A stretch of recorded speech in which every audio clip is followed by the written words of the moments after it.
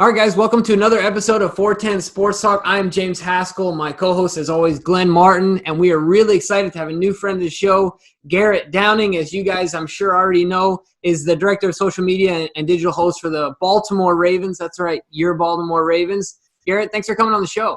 Yeah, guys, thanks so much for having me on. We're using Zoom too, so everyone's kind of adjusting to this new normal, but appreciate you guys having me on, and it's nice to meet you through the computer, I guess. Absolutely. No, thank you.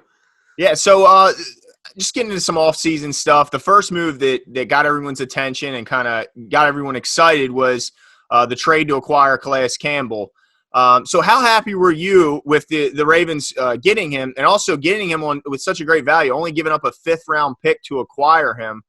Seems like kind of a steal. Yeah, I would agree with that. I mean, to be honest, and I'm not just saying this after the fact, I've been saying for months, as soon as talk started about Calais Campbell potentially being on the market and maybe the Jaguars moving on from him, I felt like this was a classic Ravens signing. Veteran player, highly productive.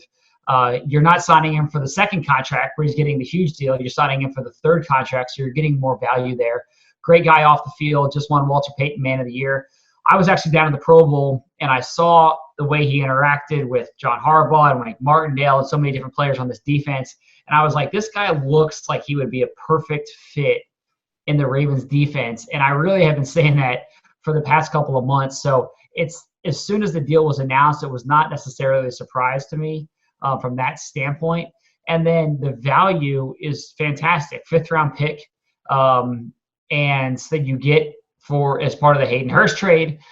So they end up adding the second year to the deal. So it's not just a 1-year rental. You get 2 years out of it. So to me, it's just a win across the board. I think he's going to come in.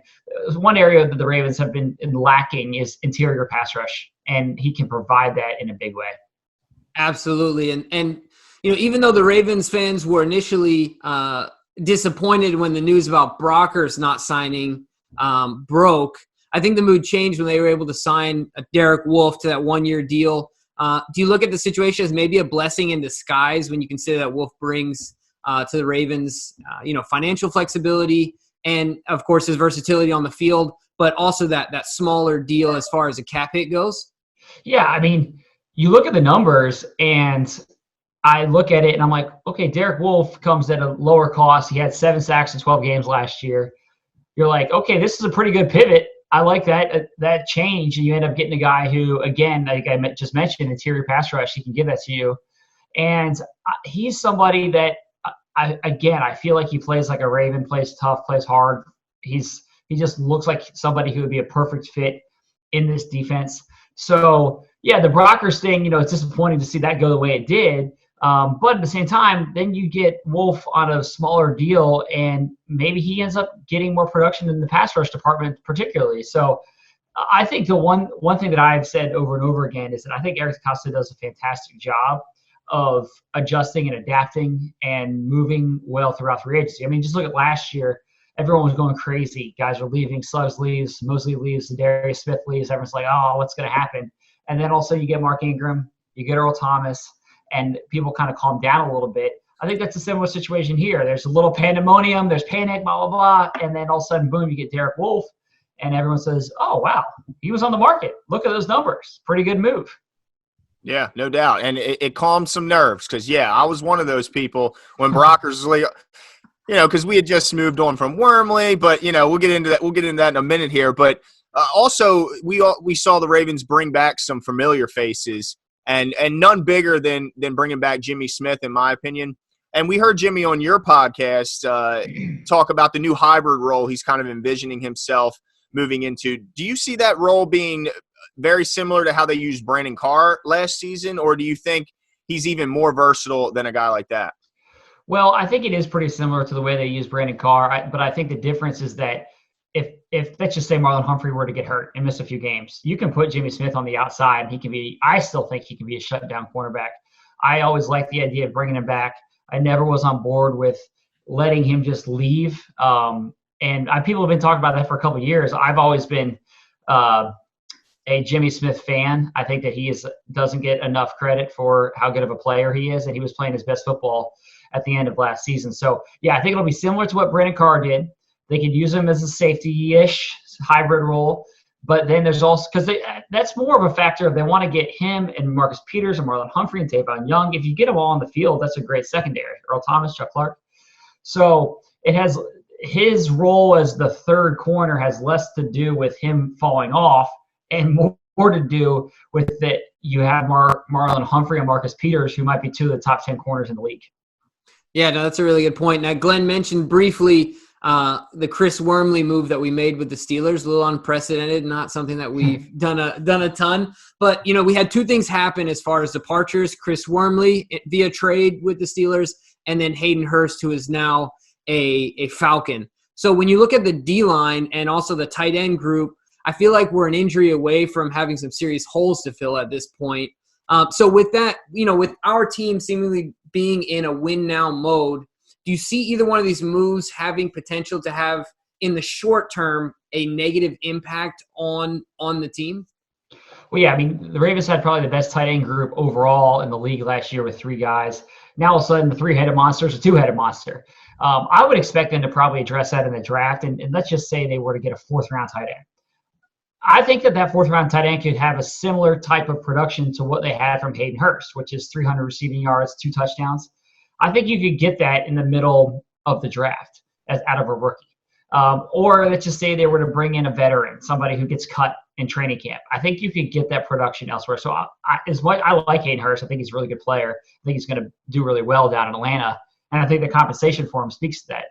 But I'm not as worried about that. Defensive line, again, there are it's always one thing when you're looking at holes in March and the draft is next month. Let's just say they were to go into the draft next month and they take a defensive lineman early. Then all of a sudden we feel like, defensive line is kind of set. So the Wormley move, that freed up cap space, Wormley was going to have a smaller role on this defense. And so to free up cap space, which you then use to sign Jimmy Smith, which I just talked about how I thought that was a great move. Calais Campbell is going to be the starting defensive end. And so Wormley was going to be a backup. You free up cap space. Now you get Derek Wolfe also in that defensive line rotation.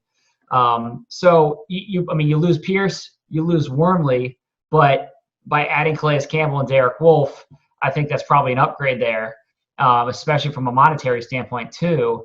So I don't think it's all that different. You got to look for some young guys to maybe step up, a Dalen Mack as an example. They also, not to get super long-winded here, but they also re-signed Jihad Ward and Justin Ellis, who were two midseason acquisitions last year. I really thought Jihad Ward played really well down the stretch quietly. So I'm not too worried. I honestly feel like there's not many holes. Inside linebackers, one.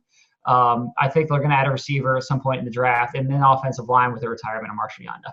I'm sure Glenn likes hearing that you agree with his inside linebacker, which I do too. We have an ongoing bet that you'll have to give your opinion on here. All right. Yeah, we need you to settle. But before we get to that, typically before the draft occurs, the Ravens like to pretty much fill all their holes going into it. That way they can just take best player available and don't have to worry about reaching for need. So with that being said, is there a specific position or even player maybe that you could see the Ravens targeting to solidify in a position in free agency before the draft? I still wonder about interior offensive line. Is there going to be a veteran that no one's talking about right now, and all of a sudden they sign him and you say, wow, I'm shocked that makes a lot of sense. He started a bunch of games. That interesting. I pointed at like a Bobby Williams. If you go back to the Super Bowl year, he was somebody that they signed late in the process. Maybe it's somebody like that that they go and get. So if they were to find an interior offensive lineman, it would not surprise me. They don't got a ton of money left. They're tight against the salary cap, so not a ton of space there. But if it were to be a veteran O-lineman on a low deal, that would not surprise me. All right. Well, let's change gears here and move on to the draft. Glenn and I both remember Joe Ortiz said in an interview last year that's increasingly difficult to gain an edge in finding those diamonds in the rough, based on technology and things of that nature. So with the travel restrictions and cancellations of pro days, do you think that this year a team like the Ravens, that have a reputation of drafting well, might have a slight advantage in comparison to other years? I think they're always looking for it. Eric DeCosta is always looking for whatever edge he can get, and they trust the scouting process, which I think is proven to be successful. Eric said something really interesting when he did our podcast, The Lounge, a couple of weeks ago, and he said that he's going to be more involved in the draft process, more hands-on this year as a result of some of these travel restrictions. You're not bringing guys in for interviews. You're not doing medical rechecks in the typical way. So Eric's going to be very hands-on, take that role in the draft, and that'll be interesting to see it. And I do agree with your point that the Ravens have a clear process, which I think will set them up well. They're also not going through coaching changes. They're not going through GM changes, where some teams are dealing with all of that. The Ravens know their identity. They know the team they want to build. They have a strong structure in place, and I think that's going to serve them really well in this draft. Well, let's hope so. Yeah, you mentioned DaCosta being more hands-on in this draft, and most people, I think, consider Eric to be more aggressive than Ozzie in most areas of the job, and including the draft. And given that fact, that also the Ravens have a ton of draft picks this season, and them being in, as we've said a couple times, being in like a win-now mode, do you think it's more likely with DaCosta leading the draft and with those abundance in picks, more likely the Ravens would trade up in the draft and acquire maybe a guy they've been targeting? Well, Glenn, I thought that same thing. They've got 5 picks in the first 3 rounds, and this seems like it could be a year to do that. I asked Eric that very question, and he said, for other GMs, give me a call. I'm always open. I'm always looking to make a move. So, he didn't say whether he'd be looking to move up or back. It's obviously that's a way to answer the question without really giving it any insight there.